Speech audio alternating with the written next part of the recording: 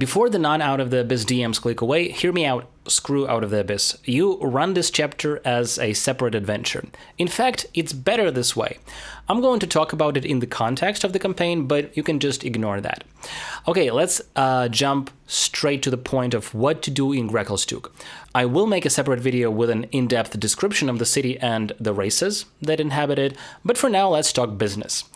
While writing this video, I realized that I need to include a list of important city factions up front. You still might be confused, but this way less so. Deep King Whorgar Steel Shadow V, the guy who's been in charge for over a century now. His current spouse is a succubus, disguised as a duergar, and she serves graz'zt, the demon lord. Her task is basically to keep Whorgar paranoid because graz'zt said so. Whorgar is very unlikely to take any part in the adventure at all.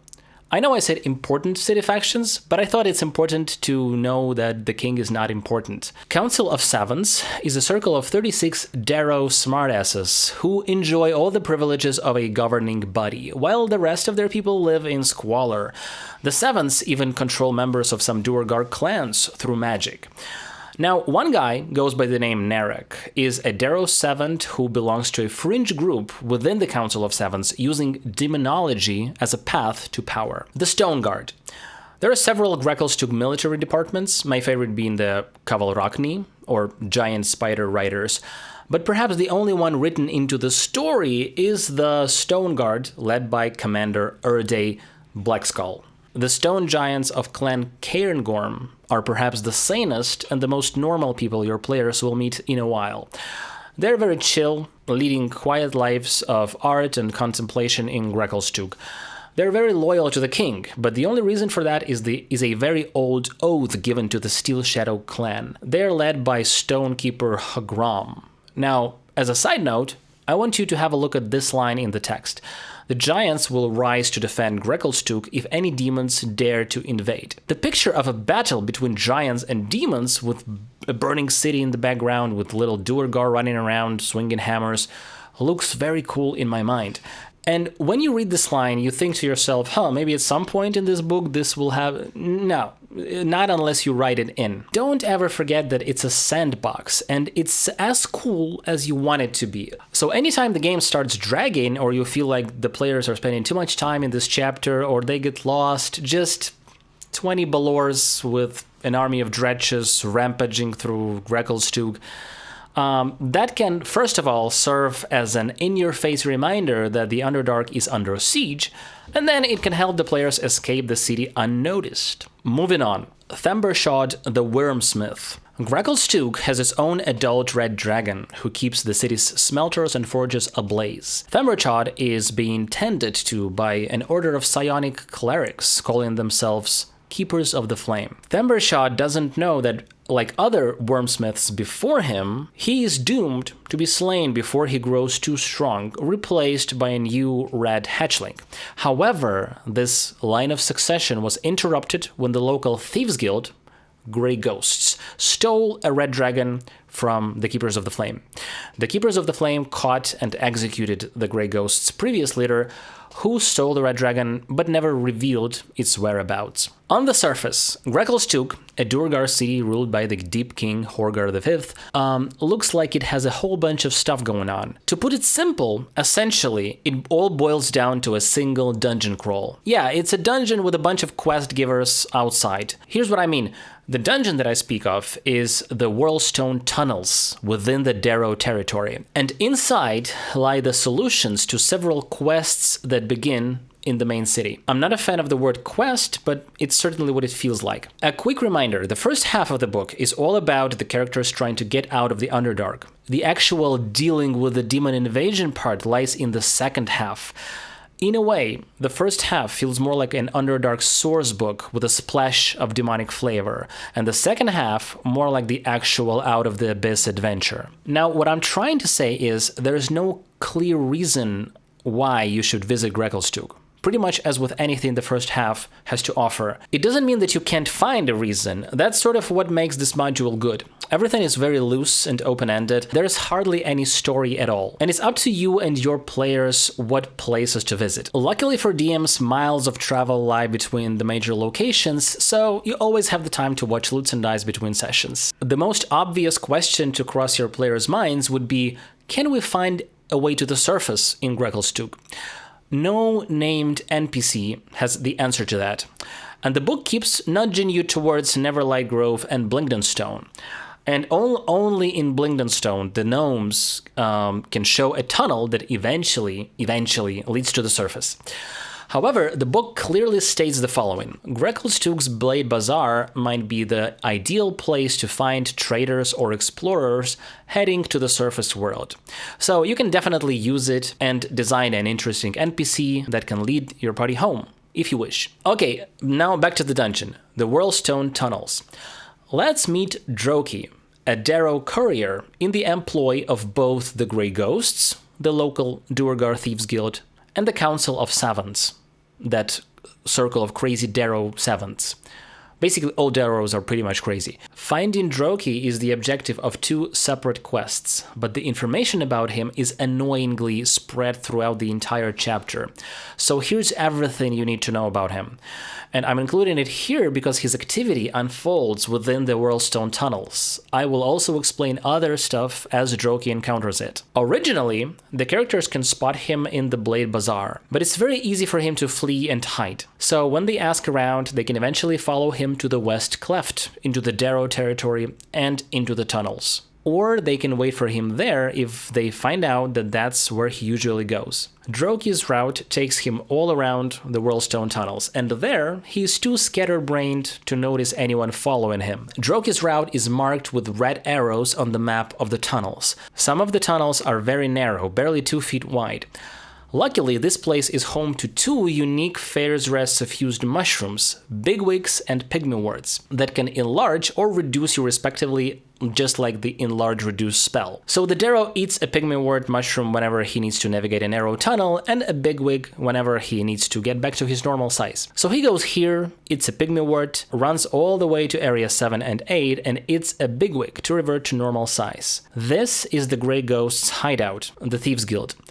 Droki needs to deliver a strange lump of black metal to Lorthio, the duergar alchemist, for which the Derro will receive payment. As if we're not confused enough by this weird story, the black metal piece is completely irrelevant to the entire situation. It's a shard of a mysterious obelisk deeper in the tunnels, which also serves no purpose in the story at all, besides being a weird Easter egg. If you haven't heard of this already, Wizards of the Coast have these kinds of obelisks scattered throughout several different campaigns, leaving players scratching their heads. Apparently, it's all a super clever foreshadowing of some huge concept about to be revealed later this year or in 2024, as it has been stated in the D&D Direct. It can, however, teleport everybody around it to a location in the Underdark just outside the northwest gate of Gracklstugh. But there's no way of knowing that in advance, and it requires you to expend a spell slot. So apparently the Grey Ghosts are studying the obelisk, and for some reason they keep a red dragon egg right in front of it, the very egg that they stole from the Keepers of the Flame. So this is one of the quests that can be received in the city and resolved in the tunnels when the egg is found. The tricky part is that the Keepers don't directly ask the players to find the egg. They ask to find evidence that confirms the Grey Ghost's involvement in the disturbance in the Underdark, and to bring back whatever powerful magic the Thieves Guild used to cause the disturbance.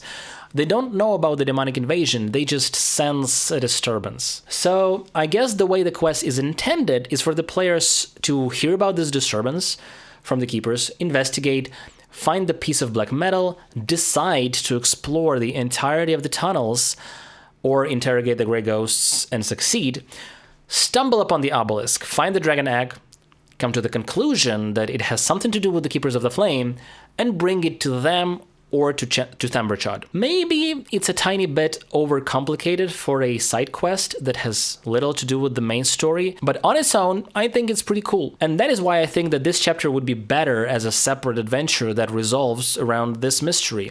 neutral or evil-aligned characters, perhaps even Underdark natives, employed by the Keepers of the Flame, maybe serving as double agents for Themberchaud. Because yeah, in the end, the players can return the egg to the Keepers or to Themberchaud, for which he will be very grateful. But let's be real, the players will become the Keepers themselves, the Keepers of the freaking red dragon egg, which will hatch, and when it does, the wormling will bond with the first character it sees. Steal the egg, teleport through the obelisk, and see you later. That's possibly the best possible scenario, but let's check on Droki. After receiving his payment for the black metal piece, Droki then heads north to Area 9, where he sneaks quietly around the central pool as not to disturb the water weird that dwells there. Upon reaching Area 10, he greets the Derro there before eating another pygmywort mushroom and traveling through a narrow tunnel leading to Area 12. He eats another bigwig and reverts to normal size before making his delivery to the cultists in the area. So both Areas 10 and 12 are the cultist territory, but only the Area 12 is actually important. Here, Droki meets with Nerek, the Derro Savant I've mentioned before, who belongs to a fringe group within the Council of Sevens, using demology as a path to power. Since the arrival of the Demon Lords, he has gathered and bullied several apprentices to participate in rituals aimed to sow chaos in Gracklstugh. Nerek thinks that the stone giants of Clan Cairngorm are a pillar of the Deep King's power, and that cursing them with Demogorgon's madness will be an appropriate first step toward delivering the entire city to the Demon Lord. This is what Droki is about to deliver to Nerek: a scroll in a copper tube and 4 small pouches containing stone giant toenail clippings and skin flecks. Each pouch is tagged with a different name, and the scroll contains a list of names matching those on the tags, together with descriptions. One of the names is Dorhun, with a description corresponding to Stone Speaker Hagram's apprentice. The rest of the names belong to other stone giants of Clan Cairngorm. So in order for your players to understand what's going on here and who Dorhun is, you have to throw a Rampaging Giant encounter at them sometime before they get to the tunnels. In this encounter, a 2-headed stone giant named Rihud bursts through one of the gates in the Dark Lake district and starts wreaking havoc. Nerek and his rituals are what caused the growth of the second head and the madness. And it becomes obvious that those toenails and skin flecks are ingredients for this ritual. The name Dorhun found in Droki's package can be familiar if the players interfered with the rampage. Be sure to make it clear that the giant looks like he's under the influence of some kind of magic, so that the players would think of saving him rather than destroying him right away. Remind them that the stone giants are normally peaceful creatures. If they knock him out, they will be approached by Dorhun, who will be very grateful and invite them to visit their cave. The tunnel has a few more locations that are not very important. So to summarize, here are the people who might reward the players for something that can be found within the Whorlstone tunnels. Erde Blackskull. A duergar captain of the Stone Guard can ask the party to capture Droki because she believes that he is involved in a conspiracy against the Deep King. Stone Speaker Hagram, stone giant leader who will reward the party if they stop the rituals and help cure Rihud. Notice that the important NPCs section says that he has a quest for the party, but he never actually starts it because he's unaware of what's happening in the tunnels. Gartokar Zondorn, a duergar keeper of the flame, will ask to investigate the grey ghosts, but the maximum that the players can do is bring him the stolen red dragon egg, or alternatively ignore Gartokar and bring the egg to Themberchaud. There are, of course, a few more events described in the chapter, but this is like the core. Consider planning everything out in advance, rather than throwing the entire sandbox onto your players. Just as an example, let's say your players are chilling in a tavern, as much as it's possible to chill in such a place. The Rampaging Giant scenario happens. The party shows some skills and gets approached by the Keepers of the Flame, who hire them for an investigation, but not before an audience with the dragon. They find the egg or do the job some other way. The Keepers or Themberchaud help them advance their goals, like for example escorting to Blingdenstone, or any other goal. If they give the egg to Themberchaud, you can add a twist where the Keepers of the Flame find out, lose their shit, and attack the party to the amusement of the dragon. And once they are defeated, Themberchaud is even more impressed and offers them a job or something. That could be a perfect ending to a standalone adventure, or it can be integrated into any possible campaign set in the Underdark. As I said, I will make follow-up videos on Gracklstugh because I feel like, for example, the duergar's craftsmanship isn't really given enough credit in this book. Without additional research or your own fantasy, they're just, dwarves that are grey and evil. That's it for today, but before I wrap it up, I'd like to share some thoughts on this chapter from one of my patrons. If you think your players will like chasing after Droki, and you want to keep up the mystery of what he's doing, then you have to protect that plot point. The only thing is you need to do that ahead of time, because it cheapens the experience if you just throw something on in the moment a character finds a shortcut. That was his opinion on a possibility that a player will cast Hold Person right away and skip the entire chase. Regarding the overall situation with this chapter, here's what he suggests. If you want to save time and effort, just spend your time thinking of more on-point places like Blingdenstone. But if the characters get TPK, then I totally could see a duergar slaver party stealing them and bringing them to the city. From there, they can get tasked with being puppets of one of the political parties, perhaps not trusting any of its own men because of the demonic paranoia. Okay, that's it for today. Bye.